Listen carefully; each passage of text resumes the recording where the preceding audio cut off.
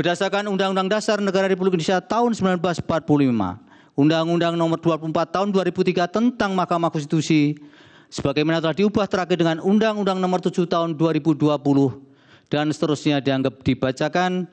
Amar putusan mengadili dalam eksepsi, menolak eksepsi termohon dan eksepsi pihak terkait untuk seluruhnya. Dalam pokok permohonan, menolak permohonan pemohon untuk seluruhnya.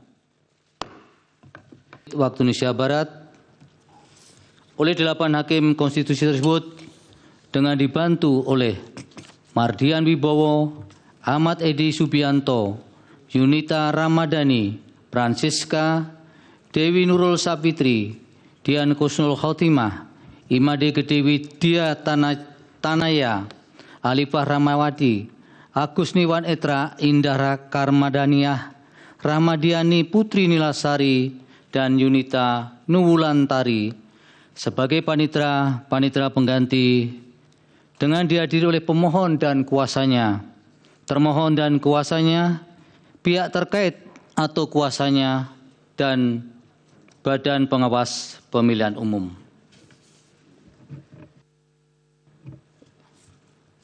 Demikian untuk pengucapan perkara nomor 1. Untuk nomor 2, kami dari majelis Pak Mulia, Bang Mulia, apakah akan dibacakan secara keseluruhan ataukah Mahkamah diizinkan atau disetujui untuk menyampaikan pada poin-poinnya saja? Kalau pertimbangan hukum yang akan dibacakan itu sama dengan pertimbangan hukum yang diberikan pada perkara nomor 01, kami tidak keberatan untuk tidak dibacakan. Tapi dalam hal yang berbeda kami mohon untuk dibacakan supaya kami bisa mengetahui pertimbangan. Sebagian besar sama, Bapak. Kalau yang berbeda nanti mungkin pemohon bisa mempelajari secara detail di naskah putusan secara keseluruhan. Tapi kalau misalnya disepakati kami akan sampaikan karena kami tidak akan memecah pada pembahasan pertimbangan. Yang Mulia, kami mohon kalau bisa kalau ada yang dissenting untuk dibacakan. Tapi yang diusulkan oleh Ketua Majelis kami bisa menyetujuinya. Baik, ini para yang dissenting sudah sepakat untuk dianggap dibacakan. Sama begitu. juga. Oh jadi ya dissentingnya sama juga ya? Ya. Boleh kami bacakan untuk putusannya? Boleh. Izin Yang Mulia. Baik. Apa boleh kita izin istirahat sholat dulu? Sebentar sini Pak Ari. Paling Waktunya kalau udah habis Yang Mulia. Waktu zuhurnya udah habis. ini kalau disepakati oleh pemohon nomor 1 paling hanya 10 menit kami membaca. Mungkin tidak terlalu terlambat untuk sholat. Atau boleh secara simultan ya. Pak Bambang sholat dulu, nanti diganti Pak Ari. Monggo. Soalnya kami juga menghitung waktu itu juga. Silakan Yang Mulia. Baik, terima kasih. Putusan nomor 2 garis miring PHBU titik pres garis datar 22 Romawi garis miring 2024. Demi keadilan berdasarkan ketuhanan yang Maha Esa, Mahkamah Konstitusi Republik Indonesia yang mengadili perkara konstitusi pada tingkat pertama dan terakhir menjatuhkan putusan dalam perkara perselisihan hasil pemilihan umum presiden dan wakil presiden tahun 2024 diajukan oleh 1 nama Haji Ganjar Pranowo SH MIP, 2 nama Profesor Dr. HM Mahfud MD SH SU MIP. Pasangan calon presiden dan wakil presiden dalam pemilihan umum presiden dan wakil presiden tahun 2024 nomor urut 3. Dalam hal ini berdasarkan surat kuasa khusus bertanggal 21 Maret 2024 memberi kuasa kepada Profesor Dr. Todung M. Lubis SH LLM dan kawan-kawan, kesemuanya adalah advokat dan atau konsultan hukum yang tergabung pada Deputi Hukum Tim Pemenangan Nasional Ganjar Mahfud yang bernulis hukum di HKN L lantai 5 Gedung TPN Ganjar Mahfud, Jalan Kebun Sirih nomor 40 Jakarta Pusat, baik bersama-sama atau sendiri-sendiri bertindak untuk dan atas nama pemberi kuasa. Selanjutnya disebut sebagai pemohon. Terhadap 1 Komisi Pemilihan Umum berkedudukan di Jalan Imam Bonjol nomor 29 Menteng Jakarta Pusat. Dalam hal ini berdasarkan surat kuasa khusus nomor 45 dan seterusnya tahun 2024 bertanggal 26 Maret 2024 memberi kuasa kepada Muhammad Afifuddin dan kawan-kawan yang kesemua adalah anggota Komisi Pemilihan Umum dan pegawai pada Komisi Pemilihan Umum Republik Indonesia, serta advokat atau konsultan hukum pada kantor hukum Perma Hikon berkedudukan hukum di Jalan Imam Bonjol nomor 29 Menteng, Jakarta Pusat, baik sendiri-sendiri maupun bersama-sama bertindak untuk dan atas nama pemberi kuasa. Selanjutnya disebut sebagai termohon. 2. Nama Prabowo Subianto. 1. Nama Prabowo Subianto. 2. Nama Gibran Rakabuming Raka. Pasangan calon presiden dan wakil presiden dalam pemilihan umum presiden dan wakil presiden tahun 2024 nomor urut 2. Dalam ini berdasarkan surat kuasa khusus bertanggal 25 Maret 2024 memberi kuasa kepada Profesor Dr. Yusril Izzamahendra, Esa MSc dan kawan-kawan, kesemuanya adalah para advokat dan para asisten advokat yang tergabung sebagai tim pembela pasangan calon presiden dan wakil presiden Republik Indonesia Prabowo Subianto dan Gibran Rakabuming Raka pada pemilihan umum tahun 2024.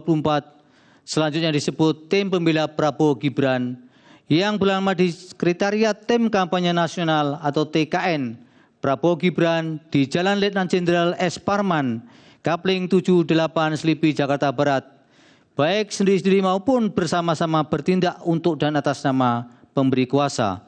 Selanjutnya disebut sebagai pihak terkait.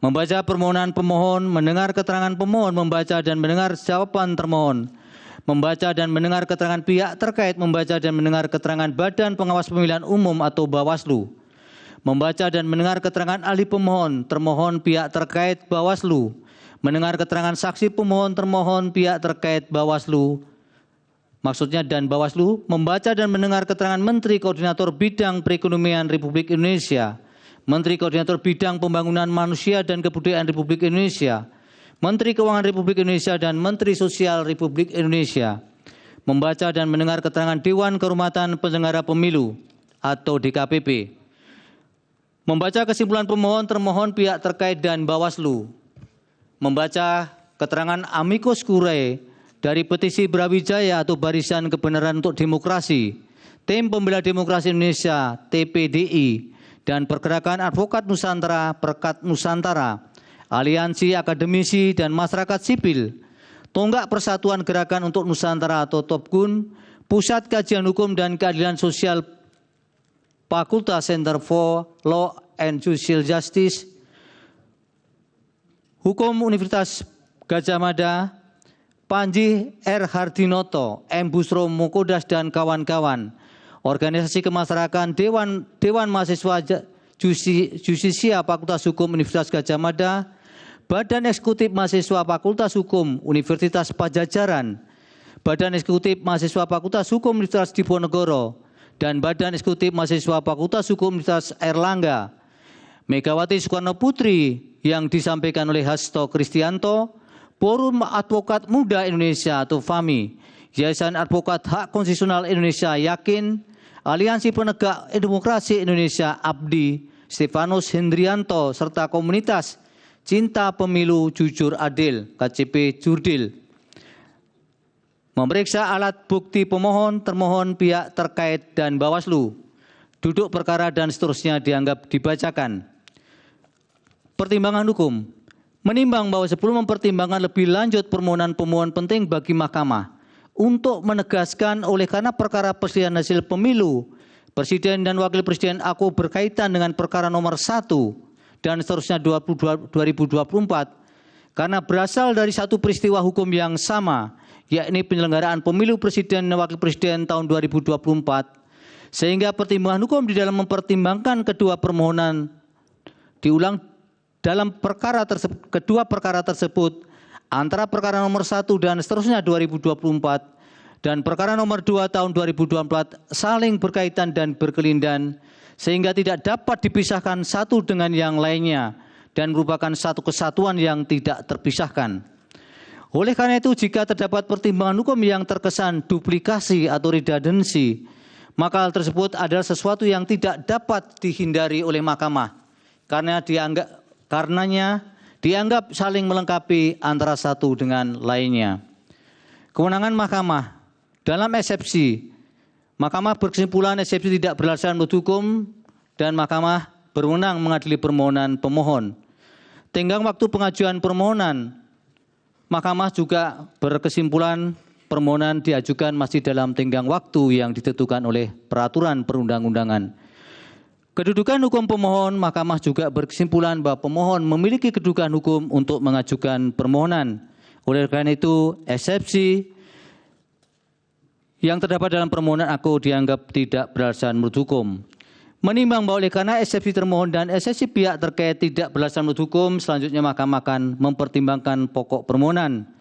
Dalam pokok permohonan, menimbang bahwa dalam permohonannya pemohon memohon pembatalan keputusan KPU 360/2024 tentang penetapan hasil pemilihan umum presiden dan wakil presiden, anggota Dewan Perwakilan Rakyat, Dewan Perwakilan Daerah, Dewan Perwakilan Rakyat Daerah Provinsi dan Dewan Perwakilan Daerah Kabupaten Kota secara nasional dalam pemilihan umum tahun 2024 bertanggal 20 Maret 2024 dengan alasan-alasan yang setelah Mahkamah cermati dari keseluruhan berkas permohonan pemohon dapat dirumuskan dan dikelompokkan dalam pokok-pokok alasan sebagai berikut. Selengkapnya termuat dalam bagian duduk perkara, angka 1 sampai dengan 10 dianggap diucapkan. Terhadap masing-masing dalil tentang ketidakefektifan dan keberpihakan instrumen penegak hukum pemilu tersebut, maka mempertimbangkan sebagai berikut.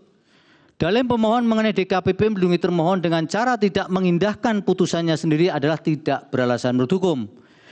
Sementara itu dalil pemohon mengenai anggapan adanya ketidakefektifan dan tidak netralan Bawaslu dalam menegakkan hukum pemilu pada pemilihan presiden dan wakil presiden tahun 2024 juga adalah tidak beralasan menurut hukum. Berdasarkan seluruh pertimbangan hukum, dalil pemohon yang menyatakan terdapat ketidakefektifan dan keberpihakan instrumen penegak hukum pemilihan umum Inkasu Bawaslu dan DKPP adalah tidak beralasan menurut hukum. Dalil pemohon yang menyatakan terjadi intervensi presiden dalam perubahan syarat pasangan calon dan dalil pemohon mengenai dugaan adanya ketidaknetralan termohon dalam verifikasi dan penetapan pasangan calon yang menguntungkan pasangan calon nomor urut 2 sehingga dijadikan dasar bagi pemohon untuk memohon agar Mahkamah membatalkan atau mendiskualifikasi pihak terkait sebagai peserta pemilihan umum presiden dan wakil presiden tahun 2024 adalah juga tidak beralasan menurut hukum.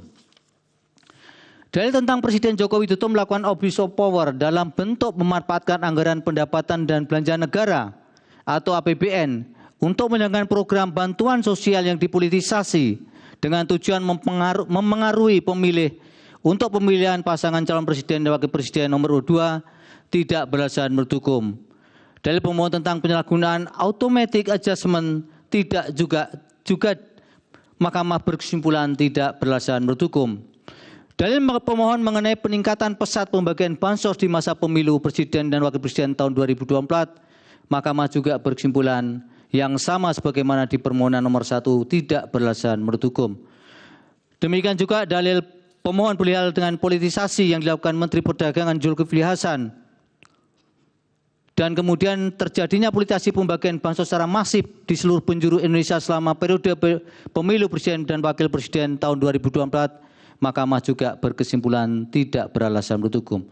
Dalil pemohon juga mendalilkan Presiden Jokowi menginstruksikan percepatan pencarian dana bantuan bansos agar bertepatan dengan proses pemilu presiden dan wakil presiden tahun 2024 berupa bantuan dampak fenomena El Nino mulai Januari 2024. Mahkamah berkesimpulan juga tidak beralasan menurut hukum.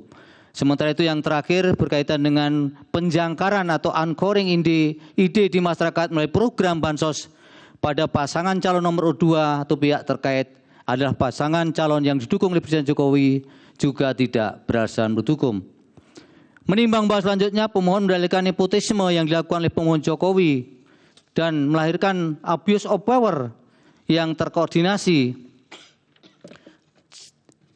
melalui Kementerian Negara dan Pemerintah Daerah, Aparat Keamanan dan Kepolisian Negara Republik Indonesia dan Tentara Nasional Indonesia, aparatur desa, serta organisasi atau asosiasi tingkat nasional dan daerah terhadap dalil pemohon aku sebelum Mahkamah mempertimbangkan lebih lanjut masing-masing uraian peristiwa atau kejadian yang dijadikan dasar argumentasi oleh pemohon Mahkamah berpendapat dalil-dalil pemohon aku adalah tidak beralasan menurut hukum. Berkenaan dengan dalil terkait abuse of power, baik di tingkat pemerintah pusat, pemerintah daerah, dan pemerintah desa yang melibatkan pejabat dan ASN di Kementerian Negara, Kementerian dan pemerintah pusat, pemerintah daerah, aparat keamanan dan Polri dan TNI, aparatur desa serta organisasi atau asosiasi tingkat nasional dan daerah dalam bentuk memberikan dukungan dan keperpihakan dengan tujuan memenangkan pasangan calon nomor 2, Mahkamah tidak memiliki keyakinan adanya pelanggaran pemilu dalam kegiatan dimaksud serta korelasinya dengan perolehan suara salah satu pasangan calon sehingga Mahkamah tidak mempertimbangkan lebih lanjut. Berdasarkan pertimbangan hukum di atas, Mahkamah berpendapat dalil-dalil pemohon aku adalah tidak beralasan menurut hukum. Berdasarkan uraian pertimbangan hukum tersebut di atas, dalil-dalil pemohon berkenaan dengan nepotisme yang dilakukan oleh Presiden Joko Widodo dan melahirkan abuse of power yang terordinasi dengan tujuan memenangkan pasangan calon nomor 2 dalam satu putaran pada pemerintah pusat dan seterusnya adalah tidak beralasan menurut hukum. Menimbang bahas selanjutnya berkaitan dengan pelanggaran prosedur pemilihan umum. Dalil mengenai siaran pers aku berkaitan dengan siaran pers yang disampaikan oleh Bawaslu. Dalam perspektif ini atau konteks ini, dalil mengenai siaran pers aku bukan merupakan persoalan yang harus dipermasalahkan lagi karena sepenuhnya merupakan tanggung jawab Bawaslu dan sebagian besar telah ditindaklanjuti. Berdasarkan uraian pertimbangan hukum, menurut Mahkamah dalil-dalil pemohon mengenai adanya pelanggaran prosedur pemilu adalah tidak beralasan menurut hukum untuk seluruhnya. Menimbang bahwa berdasarkan uraian pertimbangan hukum di atas, Mahkamah berpendapat permohonan pemohon tidak beralasan menurut hukum untuk seluruhnya. Menimbang bahwa terhadap dalil-dalil lain serta hal-hal lain tidak dipertimbangkan lebih lanjut karena dinilai tidak terdapat relevansinya.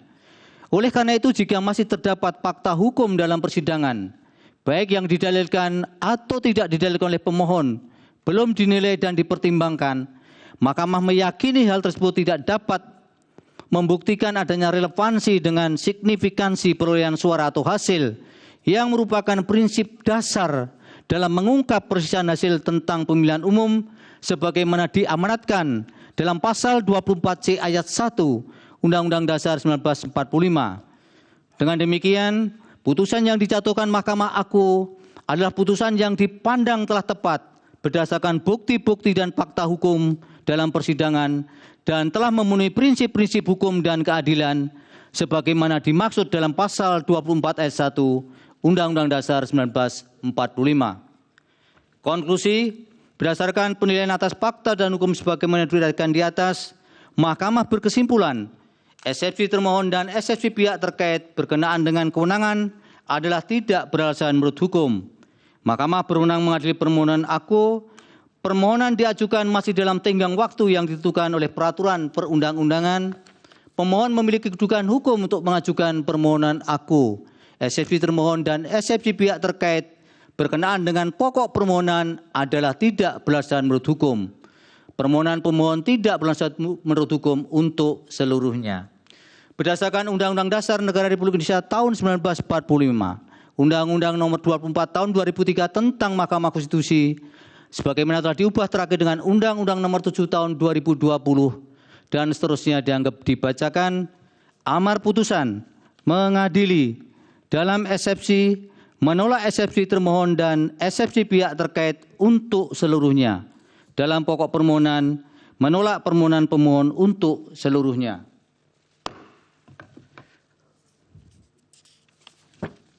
Pendapat berbeda terhadap putusan Mahkamah Konstitusi aku, terdapat pendapat berbeda dissenting opinion sebagaimana dalam permohonan nomor 1, yaitu oleh Hakim Konstitusi Saldi Isra, Hakim Konstitusi Eni Nurbaningsih, dan Hakim Konstitusi Arif Hidayat sebagai berikut yang menurut kesepakatan para hakim yang bersangkutan dianggap dibacakan.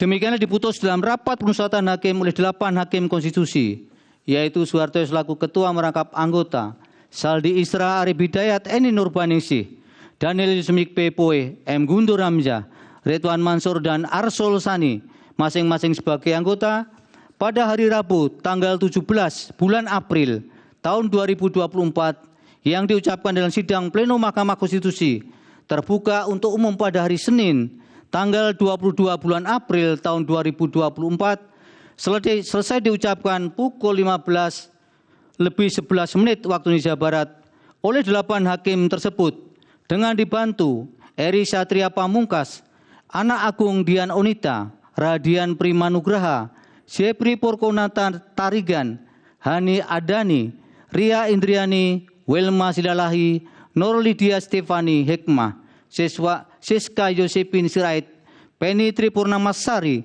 Akmari Narasika, dan Mukhtar Hadi Saputra. Masing-masing adalah panitera pengganti pada Mahkamah Konstitusi dengan dihadiri oleh pemohon dan kuasanya, oleh termohon dan kuasanya, pihak terkait atau kuasanya, dan Badan Pengawas Pemilihan Umum. Demikian putusan yang diucapkan oleh Mahkamah pada hari ini untuk perkara nomor 1 dan nomor 2. Untuk salinan putusan akan dikirim oleh Mahkamah setelah putusan ini diucapkan atau selambat-lambatnya 2 hari kerja setelah putusan ini diucapkan. Demikian, terima kasih kepada semua pihak atas perhatiannya. Dengan demikian, sidang selesai dan ditutup. Hadirin dimohon berdiri. Yang Mulia Majelis Hakim Konstitusi meninggalkan ruang persidangan.